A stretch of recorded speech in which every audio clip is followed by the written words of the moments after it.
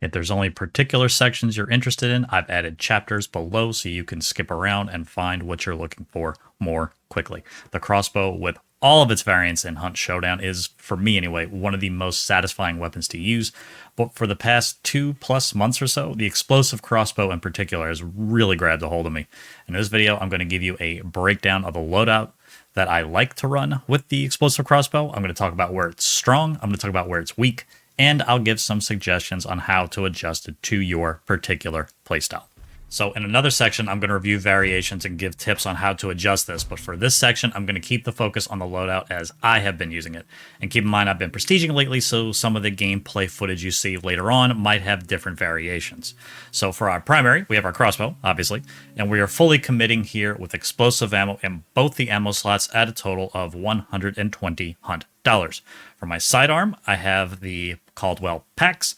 It comes in at $80, which makes it very budget friendly, and the medium ammo gives a more reliable double tap than compact ammo. Fanning on it is fairly reliable, and keeping it regular ammo means keeping it resupplied usually isn't too big of an issue. For the tools, take your melee of choice. As you can see, I am leaning towards the regular knife at $30. Why? Well, since I'm not bringing in stamina shots and I don't have the conduit perk often, I like the nice reliability, particularly when factoring, for example, a pack of 4 dogs into the mix.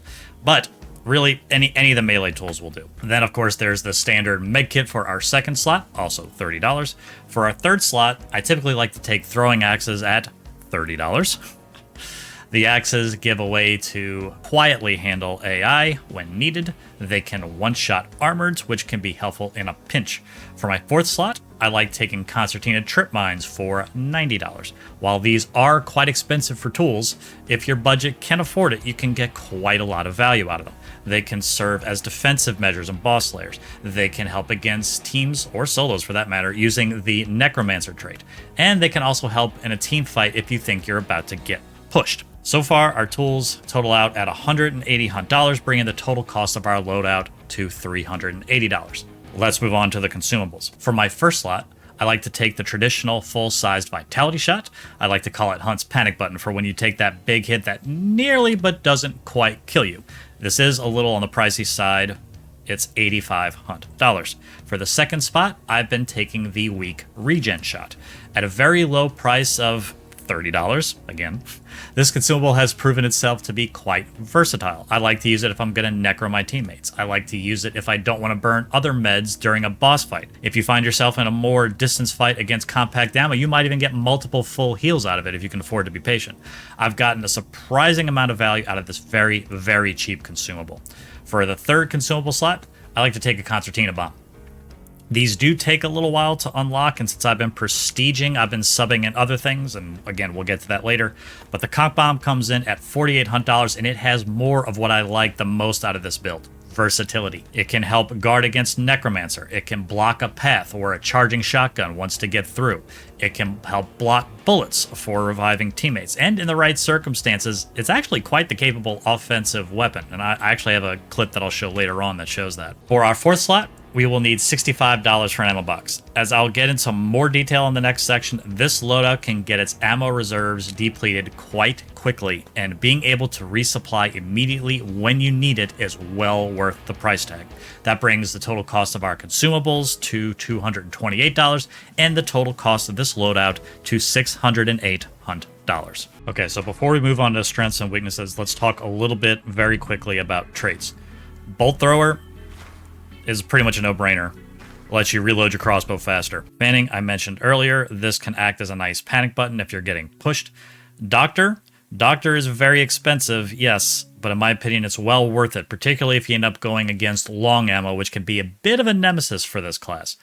Being able to heal up those big damage chunks with a single med kit, in my opinion, well worth it. The rest of the traits you see here, I would say, aren't really loadout critical, but the one that I will mention, whose value may be a little deceiving and might not be completely obvious, Serpent. If you end up in a scenario where you've surrounded a boss lair and bounty is on the ground and you know there's shotguns inside, being able to take the bounty out and then you know where to put your explosive bolts can be very, very useful information to have. Okay, let's talk about the strengths.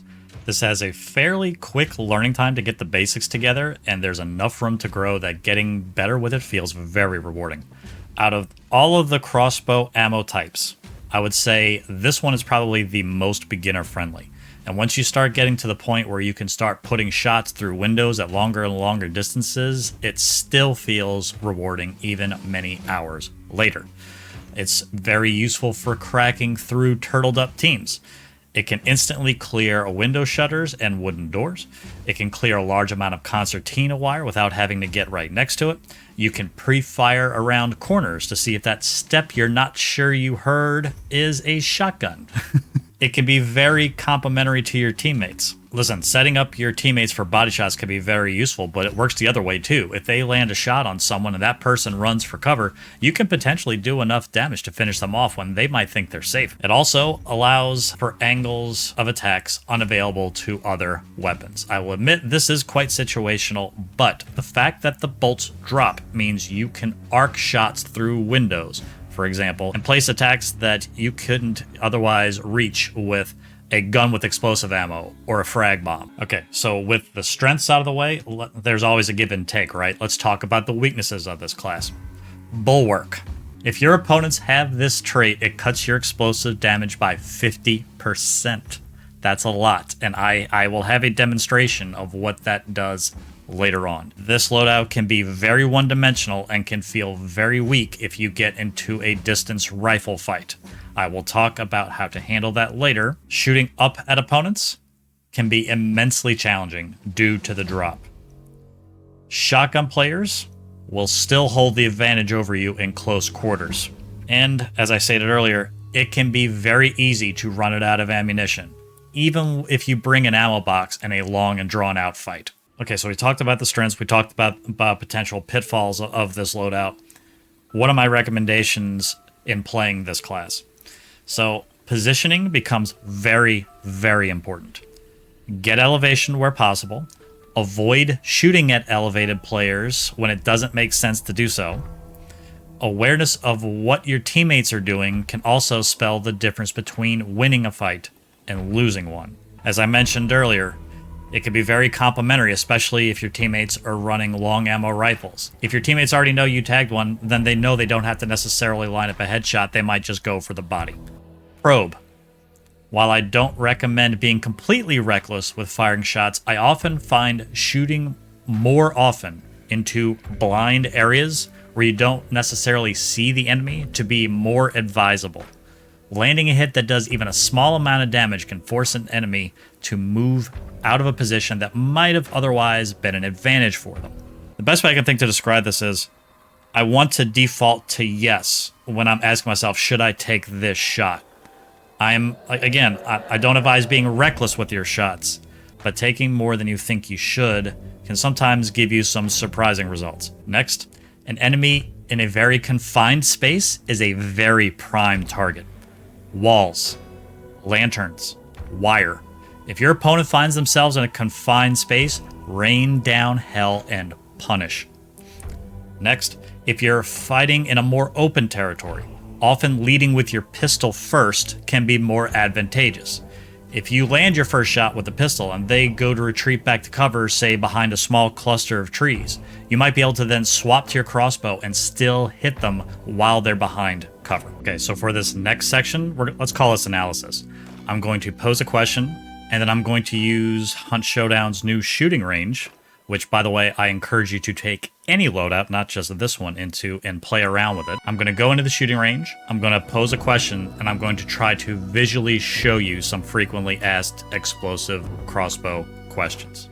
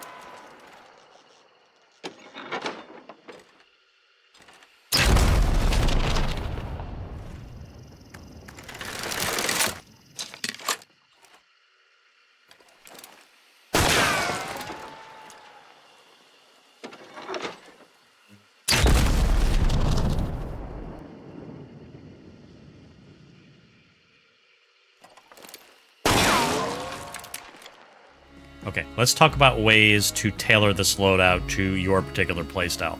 But before we do that, I really want to reiterate something. My recommendation is to resist the temptation to go with a hybrid approach when it comes to your crossbow ammo, at least at first.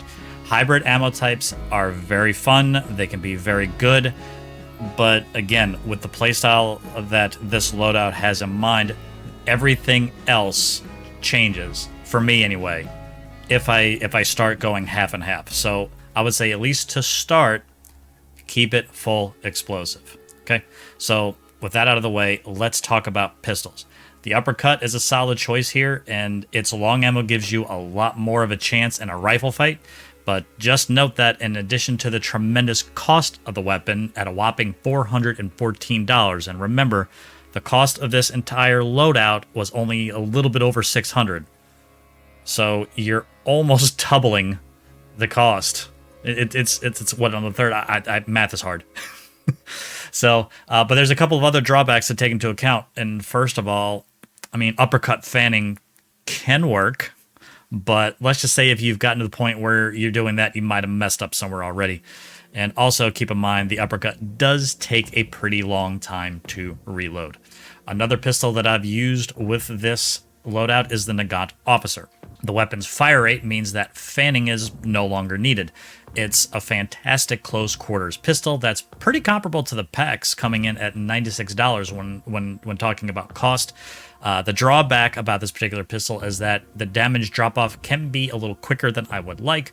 There were a number of times where I found myself having to 3-tap a hunter to down them, where other pistols might have only needed 2.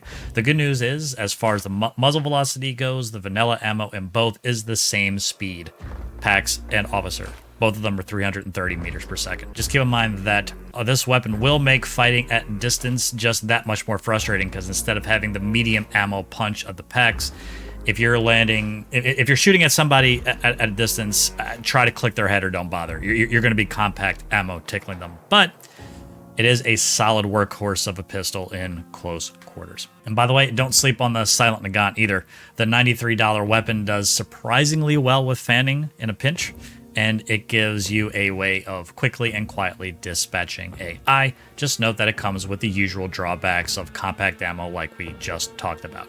A couple of other things I will mention about pistols. Even though in this loadout I do bring an ammo box, I tend to try to not use custom ammo in whatever pistol I choose to bring. Special ammo can be quite difficult to resupply, and the more time you spend for looking for ammunition, the less time you're spending in the fight. This is a big reason why I prefer the PAX over, say, the Caldwell conversion with FMJ, for example. You get that little extra damage, you get that extra range, and I should be able to more reliably keep myself stocked as opposed to running double special. There might be one pistol in particular that you might be tempted to try with this loadout. Let's talk about the Sparks pistol.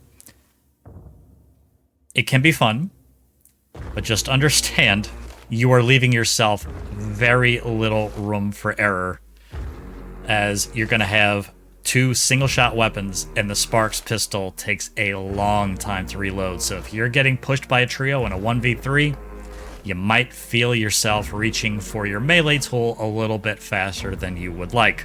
As far as tools go, throwing knives can make a very quick and suitable substitute for the throwing axes, and really that's probably more about taste than anything. It could make things like, hey, do I take out this dog kennel or not? Well, you have, a whole bunch of throwing knives, and those are pretty disposable, whereas throwing axes, you only get a couple.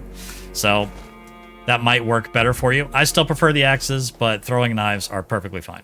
Another switch you might want to make for cost-saving considerations is swapping out the concertina trip mines for choke bombs. This will still give you a reasonable amount of utility, and it'll save you about $60 on the loadout in general. As far as consumables go, if your budget is pretty healthy, you can always consider swapping out the weak regen shot for a full regen shot. That'll make it a little bit easier to part with at a resupply station if you know you're about to go into a fight. If concertina bombs aren't necessarily your cup of tea, switching them out with an explosive, whatever explosive of your choice, frag bomb, dynamite bundle, whatever, that might make more sense for you. If you're having a rough hunt budget night, I've even just dropped the concertina bomb altogether just to help shave money where I could, and going in with an empty consumable spot isn't exactly the worst thing in the world. Those little lunch pails to get more consumables aren't usually that hard to find. Okay, so I'm including footage from 2 different fights that I think showcase the loadout working pretty well. And I've added notations where I feel like I either did something well or maybe I could have done something a little better to hopefully further show you how I like to play this loadout. Okay, so it is red. I just saw somebody right here. Yeah, somebody's in the thing. Do we want to go underneath or you want to deal with this top team first? Doesn't matter. I could spray a little Dorbagon on that rear entrance if we want it. I was kind of hoping this dude was going to walk by this window again so I could try and hit him with my bow. I wonder if they know we're here, if this is 2 teams that are already in the standoff. There was quite a bit of shooting, but it kind of finished right before we showed up, so I don't know. I don't know either. It's one of the few times I kind of wish I had a beetle. Yeah, there's definitely people inside main boss layer, though. I keep hearing, like, a jingle jangle. Yeah, but the boss is underneath. Yeah. Jingle, jangle, jingle. Oh my god!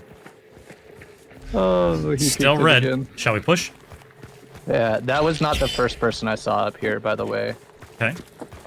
I'm gonna throw a chaos bomb in there and try and fuck with them. Hopefully they don't get the res because of it. I blew open the rear door. Okie doke. Are you going in there's front? Somebody right above me.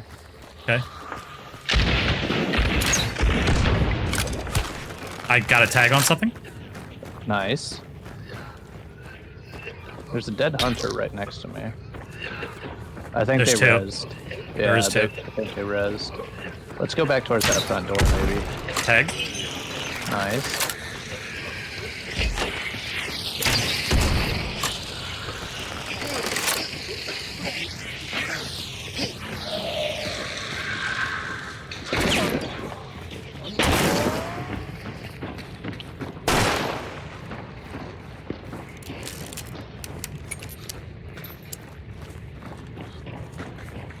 Moving around. Okie doke. Tag. I'm climbing up tower real quick. See if I can't get a little cheeky shot. Okay. I don't think I have life foot, do I? Oh, shit.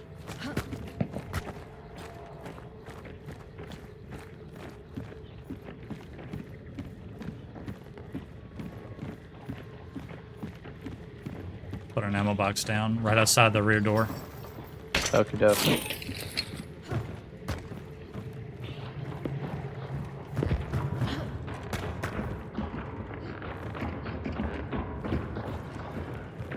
They're first floor, I think. Because I can see most of the second floor, and I'm not seeing them in the positions I'm hearing stuff. Got one. Nice! Good call out. Are you in? Yep. Okay, I just... This.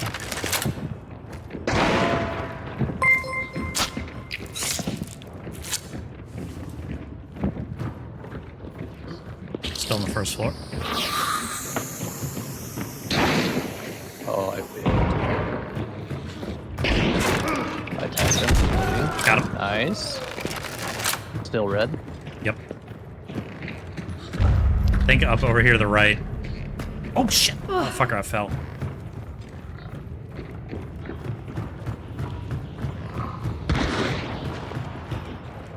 Down below. It's below? Okay. Outside. There's one outside for sure. Okay. The pirate, not the deckhand or whatever skin. Yeah, I hear him. He's right along this north wall. He's still there. You want to push him?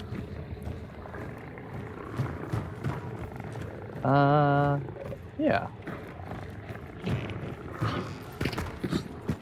He should still be like right here. Did you see him? Yeah. Okay.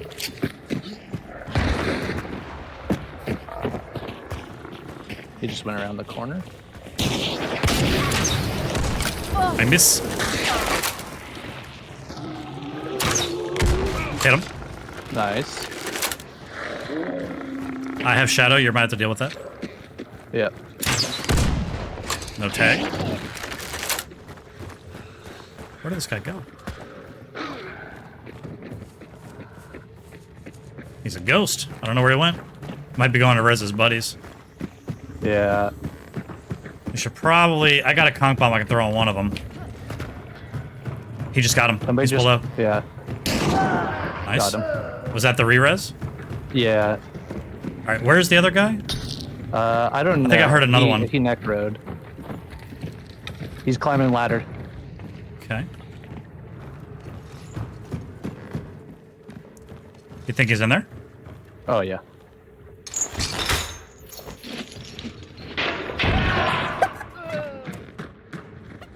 Let's go. And it's white.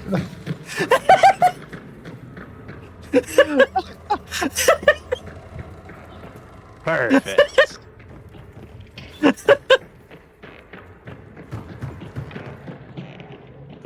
I mean, okay.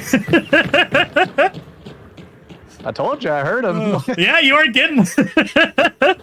I trusted your judgment. I was like, you think he's up there? You said yes, and I said, all right, send it. Bomb's going off. Okay. They're at the toilet.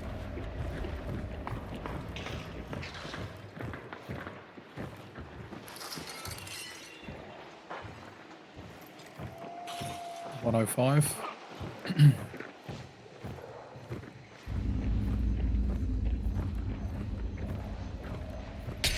Out there.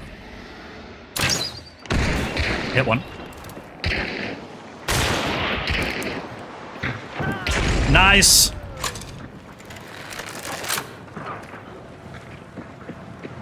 Beautiful shot. His friend's on fire. Yes, he is. Hit him. I think he's Jumped still off the there. wall. Wait, did he jump off? Yeah. Behind the gate, down there.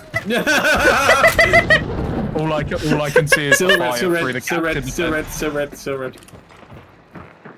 Oh my god. Nice shot, Nick. Thank you. They rezzed the first one. He's on fire.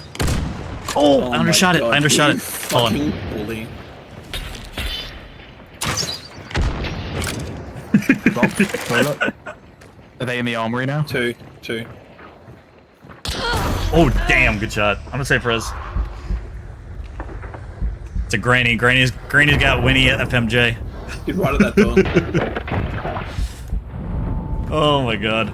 Try to get you, Nick. I undershot. Nice. That one on the roof. Dead. That wasn't me.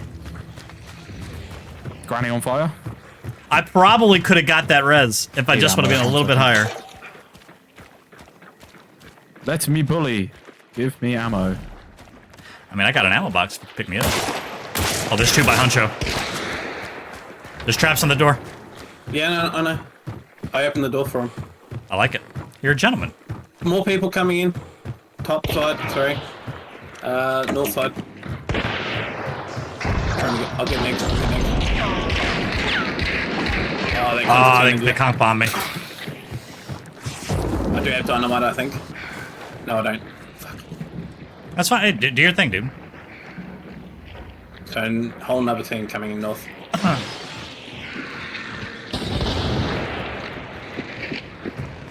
You know what's funny, Bradlin? I literally just saw the glow.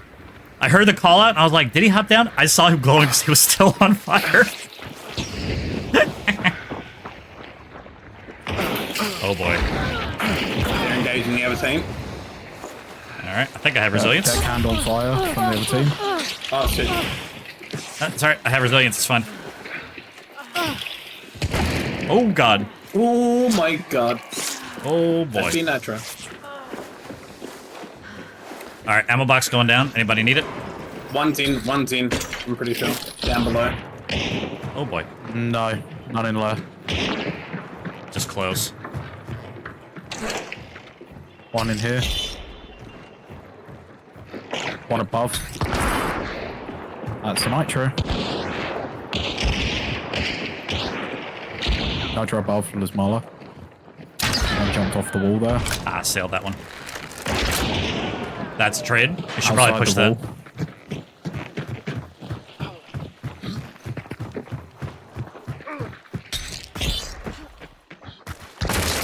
fire. One of them. Nice.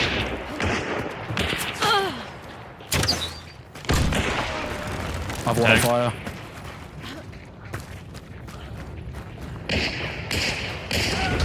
Oh my god, it's a trade. Hit him.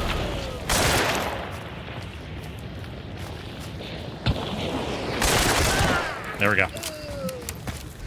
Instinct is not going off. I think that's it. I hope that's it. GG, Nicholas. Just all the light tags in Oh my my damage God. history from where I'm just bullying them with fire bolts and nothing They're on else. fire. They're on fire. They're on fire again. I think they're on fire again. You wanna know what the nice part about that night map is too? Every time you caught on fire, like they would just glow, so can I see could 'em follow them glow, and follow up with the explosive. Thank y'all so much for watching. I really appreciate y'all taking the time to check me out. This was a bit of something new for me. I've never really attempted to do anything quite like this for YouTube, so feedback on this is very welcome. Feel free to leave me a comment, things that you like, things that you didn't, so that maybe if I want to do something like this in the future, I can take that feedback and use it to try to improve as a content creator, right? Speaking of content creation, shameless plug incoming. If you want to see me live, I am on Twitch. The link to my Twitch channel is in the description below. Feel free to come hang out. I'm not going to sit here and tell you that I'm the best hunt player in the world. I am definitely not. I would describe myself as a somewhat average player with occasional really fun moments. But I do my best to try to keep it a very fun and light atmosphere. If it's a hunt giveth or a hunt taketh kind of night, and for the most part, I think I do a pretty good job of that. We got a very, very fun community. We'd love to meet you. Feel free to come stop by and say hello. I am prestiging during the event, so understand that if you do tune in, I might not necessarily be running the explosive crossbow. I do occasionally like to play other weapons. I haven't decided if I'm going to keep prestiging after the event ends or not. We'll tackle that when we get there. And if you are new to the channel, I have plenty of videos of Hunt Showdown, not only on PC, but also on console. I have a fair amount of gameplay from both. I will put links to those playlists if you want to check them out as well. And by the way, I am a variety content creator. I know, I play games that aren't Hunt every now and again. Currently, we're playing a lot of Zero Sanity, Zero Evidence, Phasmophobia, but there's other things to come. We play other games over on Twitch, and there are going to be some games that I will only bring to my YouTube. I'm not even going to bring to Twitch. So, again, if you stuck with me this long, thank you so much. Good luck out there in the bayou, y'all. I'll see you. Bye.